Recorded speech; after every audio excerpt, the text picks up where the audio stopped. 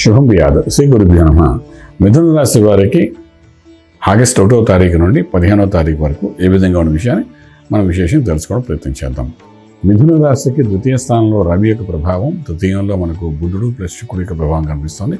చతుర్థంలో కేతు, అలాగే భాగ్యస్థానంలో శనీశ్వరుడు, రాజ్యంలో రాహు, వ్యయము ఖర్చు పెట్టే స్థలంలో గురుడు ప్లస్ కుజుడు యొక్క ప్రభావం కనిపిస్తుంది. ఈ మిథున రాశిలో ఉన్న వాళ్ళు ఎవరైతే ఉన్నారో ఆర్థిక బలం పెంచుకోవడానికి ఉద్యోగరీత్యా చేసే ప్రయత్నాలు అయితే ఉన్నాయో కొంతవరకు సఫలీకృతంలా కనబడుతుంది. కానీ బ్యాలెన్స్ చేస్తున్నప్పుడు ఇప్పుడున్న ఉద్యోగానికి వచ్చే ఆదాయం, వచ్చేదానికి వచ్చే ఆదాయం పెద్ద వేరియేషన్స్ మనకు కనబడవు. అయినా ఒక మార్పు అంటే ప్రెషర్స్ అనేది ఇందులో ఉన్న దాంట్లోకి వెళ్తే ప్రెషర్ తగ్గుతుందేమో అనుకుంటే మాత్రం ఖచ్చితంగా మారండి. లేకపోతే పెద్ద వేరియేషన్స్ అయితే, ఫైనాన్షియల్ వేరియేషన్స్ అయితే మీకు కనబడే అవకాశం అయితే కనబడతాయి.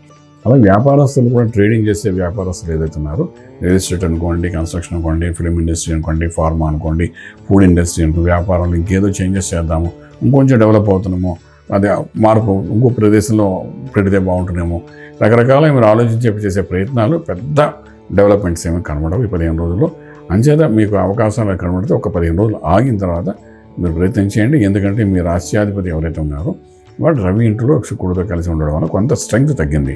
అందువల్ల కొంచెం ఇబ్బంది పడే అవకాశం ఉంటుంది. మీ నిర్ణయంలో బలం ఉండకపోవచ్చు. అలాగే ఇంపోర్ట్ ఎక్స్పోర్ట్ వ్యాపారం న్యూట్రల్ యాజ్ ఇట్ ఈస్ జరగనియండి. విదేశాలకు వెళ్ళి చదువుకోవాలనుకున్న విద్యార్థులకి అనుకూలమైన వాతావరణం కనబడుతుంది. కానీ విదేశాలకు వెళ్ళి సెటిల్ అవ్వాలనుకున్న వాళ్ళకి మాత్రం అనుకూలంగా లేదు.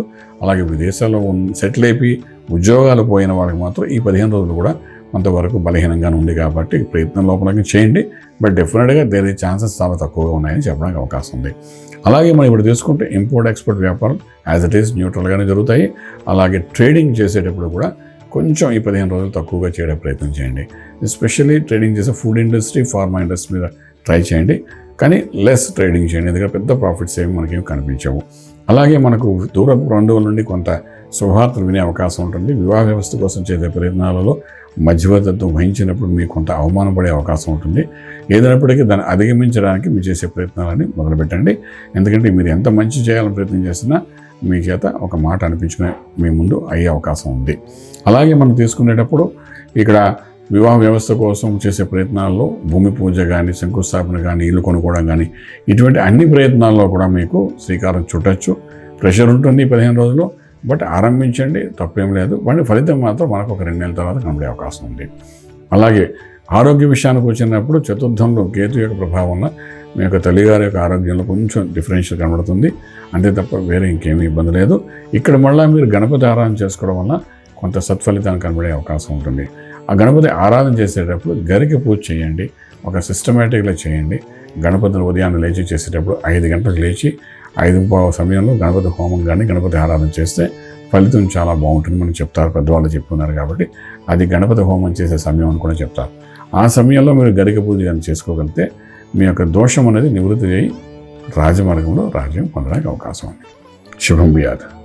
పూర్తి వివరాలకు సంప్రదించండి శ్రీ వేదమాత గాయత్రి జ్యోతిష్యాలయం, Brahmasri మంతా Suryanarayana Sharma garu, Srinilayam, first floor, 101, Sai Vaibhav layout, Chitrapuri colony పక్కన, కాజాగూడ, హైదరాబాద్ 500008. సంప్రదించవలసిన ఫోన్ నంబర్ 8855559147, 8855559148, 9849996644.